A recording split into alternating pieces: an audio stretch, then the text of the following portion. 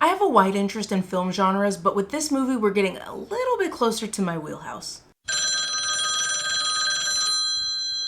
The Black Phone follows Finney Shaw, who is the latest victim of a sadistic masked killer. When a disconnected phone on the wall starts to ring, Finney discovers that he can hear the voices of the murderer's previous victims, who are all determined that Finney doesn't share their fate. Horror movies this year have been pretty steady, but The Black Phone gives the genre a much needed push. The movie is fantastic from start to finish, setting the tone early on in the film. The music and the color palette of the movie really added to that creepy atmosphere. The child actors in this movie dominated every scene they were in, and I was blown away by their performances.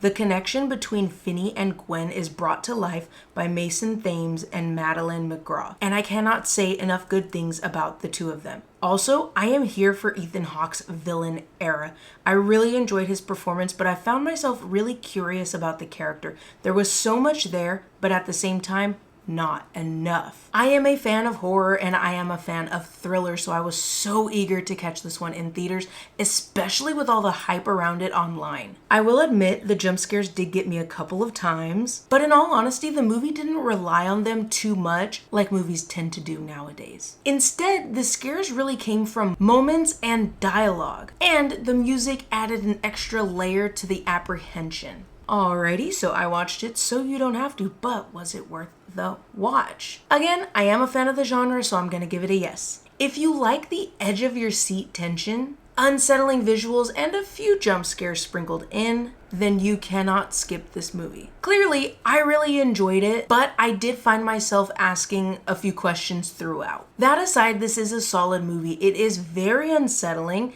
in terms of alcohol abuse and the violence against children, child murder. If any of that bothers you, just be aware of that if you do plan on seeing the movie.